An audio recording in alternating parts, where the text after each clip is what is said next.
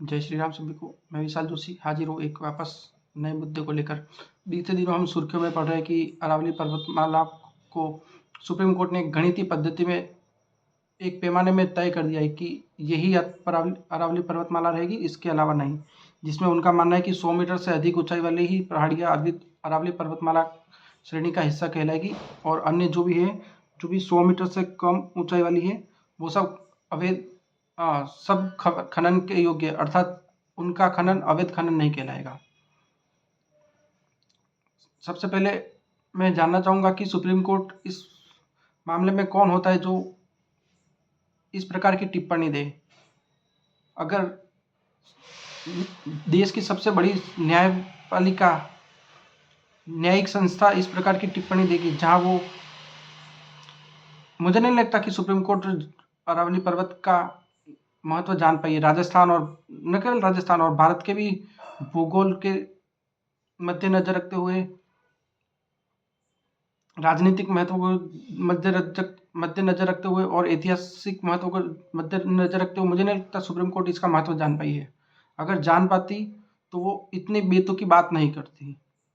आइए मैं आपका मेन मुद्दे की तरफ ध्यान ले जाना चाहूँगा। जो सुप्रीम कोर्ट ने एक वर्डिक्ट दे दी, अब इसके अनेक प्रकार से क्रिटिसिज्म हो रहे, विरोध हो रहा है, सरकार का भी विरोध हो रहा है। सरकार का विरोध इसलिए हो रहा है कि सरकार ने अभी तक इस पे अपना कोई भी मत स्पष्ट नहीं किया है। किसी भी वर्तमान जो सत्तारूढ़ दल है भारतीय जनता पार्टी, उसके किसी भी एमएलए एमपी राजस्थान लेवल के या राष्ट्रीय स्तर पर, चाहे वो प्रधानमंत्री मोदी हो या राजस्थान पे सीएम भजनलाल शर्मा, किसी ने अपना रुख स्पष्ट नहीं किया है। अर्थात कभी कभी जवाब नहीं देना भी एक जवाब होता है। मार्क माय वर्ड, जवाब नहीं देना भी एक जवाब होता है। अर्थात कहीं न कहीं राज्य और केंद्र सरकार भी सुप्रीम कोर्ट के इस वर्डिक्ट का समर्थन कर रही है और वो भी अरावली को चीरना चाहती है। ये बहुत ही निंदनीय कार्य है। जिस प्रधानमंत्री ने भारत का चहुमुखी विकास किया है, जियोपॉलिटिकल लेवल पे भारत की एक नई इमेज बनाई है, आज पूरा विश्व एक भारतीय को देख के सम्मान की नज़र से देखता है। जिस भारतीय प्रधानमंत्री ने भारत में अनेकों प्रकार के कॉरिडोर बनाए, सड़कें बनाई, इंफ्रास्ट्रक्चर बनाया, फॉरेन डायरेक्ट इन्वेस्टमेंट लाए, अनेकों प्रकार की विकास किए, चाहे वो गांव से लेकर हो या राष्ट्र तक। वही प्रधानमंत्री जो एक पेड़ माँ के नाम की योजना लाता है और पर्यावरण को वापस हरा भरा बनाने की बात करते हैं, वो प्रधानमंत्री आज चुप्पी साधे बैठे हैं अरावली पर्वतमाला के खनन को लेकर। तो मुझे लगता है कि ये कहीं कहीं अच्छा संदेश नहीं जाता है। मेरी अपील है कि आलाकमान इस पर अपना मत दे। अब मैं आपका ध्यान खींचना चाहूँगा अरावली के महत्व को लेकर। ऐतिहासिक महत्व में अरावली ने अनेकों प्रकार के युद्धों में राजस्थान की सुरक्षा में अपना महत्व दिया है। अब उसके भौगोलिक महत्व को बताऊं मैं, जो समय की व्यस्तता के चलते मैं स्लाइड्स के थ्रू वैश्विक मैप और भारतीय मैप यहाँ जोड़ नहीं पा रहा हूँ, मगर आप समझिए इसे कि जो भूमध्य सागर से जो ग्रीष्म ऋतु में जो गर्म हवाएं उठती है, अरावली वो जो ग्रीष्म हवाएं, विंटर वार्म विंड्स जो आती है भारत की तरफ, अरावली उन्हें रोककर अरावली के पूर्वी भाग पर वर्षा कराने में सहायक है। और इससे भी बड़ा योगदान वो थार रेगिस्तान के विस्तार को रोकता है। सोचिए अगर अरावली नहीं होती तो जो ग्रीष्म ऋतु के समय ये जो गर्म पवनें भारत की ओर लौटती है, अगर अरावली नहीं होती तो आज यूपी, बिहार और थोड़ा और पूर्वी भारत का हिस्सा भी थार रेगिस्तान में समा गया होता। तो ये सबसे बड़ा योगदान है अरावली का, जिसे आज सरकार, सुप्रीम कोर्ट, प्रशासन सब अनदेखा कर रहे हैं। जिला कलेक्टर से लेके राज्य सचिव सब बड़े एग्जाम फाइट करके आए, सबने इसके अरावली के महत्व को पढ़ा है, वही आज इस पर चुप्पी साधे बैठे हैं। ये कहीं न कहीं निंदनीय है। अब मैंने आपको मेडिटेरियन सी से आने वाली गर्म हवा का महत्व समझाया। अब मैं आपका ध्यान ले जाना चाहूँगा उसी दिशा से शीत ऋतु में आने वाली कोल्ड विंटर्स करंट को लेकर, अर्थात शीत ऋतु पवनों को लेकर।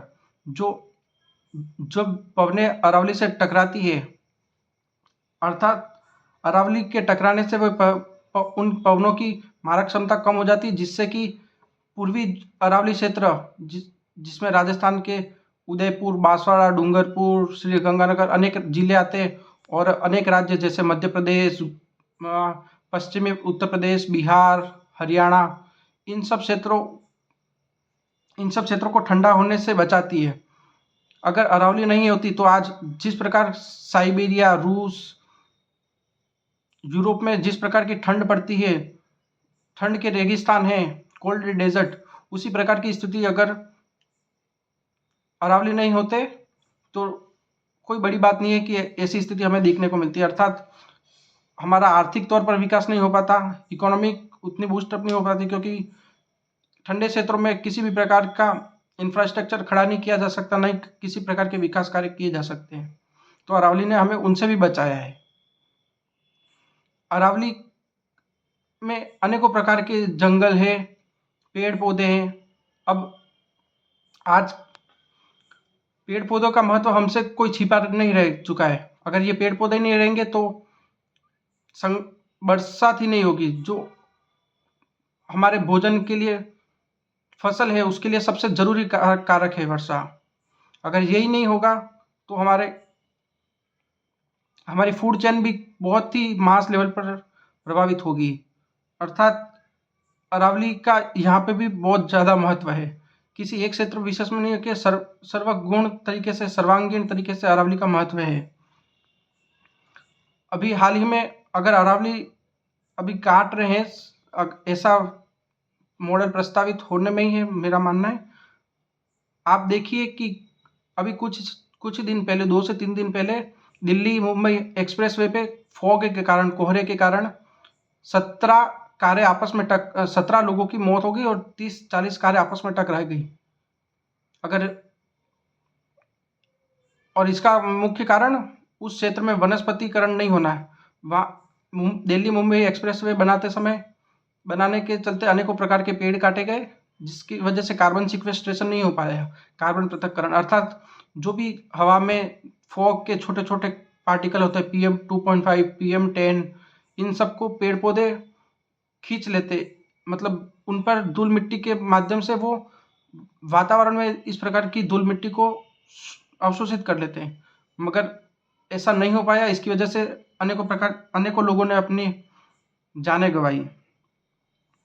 कल ही की बात करें, इंडिया वर्सेस साउथ अफ्रीका का मैच कॉल्ड ऑफ, कारण बहुत ही ज़्यादा कोहरा। कारण अगर अरावली नहीं होंगे तो हमें इस प्रकार का कोहरा न केवल लखनऊ यूपी में, संपूर्ण भारत में दिखाई देगा। कार्बन सिक्वेस्ट्रेशन नहीं हो पाएगा, इसकी भी हमें मार झेलनी पड़ेगी। कुछ समय पहले हैदराबाद यूनिवर्सिटी ने एक जंगल काटने का प्रस्ताव पारित किया ताकि वहां पे वो विकास कर सके। तब राष्ट्रीय सत्तारूढ़ दल ने इसका पुरजोर विरोध किया और अंततः शायद ये मॉडल रद्द कर दिया गया, ये योजना रद्द कर दी गई। अर्थात और दूसरी तरफ जयपुर के धोलका आवास क्षेत्र में राजस्थान सरकार ने मास लेवल पर वृक्षों को काटने का प्लान बनाया और उससे उस हरे भरे क्षेत्र को तहस नहस कर दिया। अर्थात अगर अन्य सरकार करे, पेड़ काटे, हरे भरे क्षेत्र को उखाड़े, तो वो पर्यावरण विरोधी कार्य है। मगर अगर सत्तारूढ़ दल ऐसा कार्य करे तो वो विकास है। मुझे लगता है कि कहीं कहीं इस बेतुकी बात से सरकार को ध्यान हटाना होगा, अपना ध्यान पर्यावरण हितैषी धारणा की तरफ बढ़ाना होगा। मैं राजस्थान के इतिहास में एक महत्वपूर्ण घटना गिनाना चाहूँगा, खेजड़ी गांव की। ये वही राजस्थान है जहाँ एक राजा के कहने पर मास लेवल पर पेड़ काटने के जो आदेश थे, उसके विरोध में यहाँ के लोगों ने अपनी गर्दन तक, अपनी जान तक गंवा दी थी, गर्दन कटवा दी थी, मगर पेड़ों को कुछ नहीं होने दिया था। अमृता देवी और इत्यादि ग्रामीणों ने। अगर इस प्रकार का ये जो सुप्रीम कोर्ट का वर्डिक्ट है और सरकार इसको आगे प्रस्तावित करना चाहती है, तो मेरा प्रधानमंत्री एवं राज्य मुख्यमंत्री और एवं अनेक प्रकार के आला कमान से मैं उनको चेताना चाहूँगा कि राजस्थान है, यहाँ राजस्थानी झुकेगा नहीं, इसका पुरजोर विरोध करेगा, क्योंकि अरावली हमारे लिए केवल एक पहाड़ से बढ़कर हमारे लिए एक इमोशन है, हमारे जीवन जीने में उसका अनेक प्रकार का महत्व है। इसलिए मैं अंततः सरकार से निवेदन करना चाहूँगा कि इस प्रकार का जो भी मॉडल है उसे रद्द कर दिया जाए। ऐसा नहीं है कि अरावली को ही चीर कर आप विकास कर पाएंगे। अनेकों प्रकार के हैं। थार रेगिस्तान में जहाँ चाइना अपनी तकनीकी उच्चता की वजह से थार रेगिस्तान को हरे भरे क्षेत्र में बदल रहा है, वहीं हम भी उस तकनीकों को इस्तेमाल नहीं कर पा रहे हैं। हम उस तकनीक को इस्तेमाल करके हजारों स्क्वायर फीट क्षेत्र में फैले हुए रेगिस्तान को हरा भरा बनाएं, वहाँ पे फिर विकास कार्य, विकास इंफ्रास्ट्रक्चर बढ़ाएं अति जितनी भी मात्रा में हम चाहते हैं। पर जो पहले से इस्टेब्लिश है, वेल इस्टेब्लिश है अरावली पर्वतमाला, आप उसके महत्व को क्यों इग्नोर कर रहे हैं? मेरा सरकार से, प्रशासन से एवं हर एक स्तर पर निवेदन है कि इस प्रकार के प्रोजेक्ट का पूरा विरोध किया जाए और इनको कैंसल किया जाए। जय श्री राम।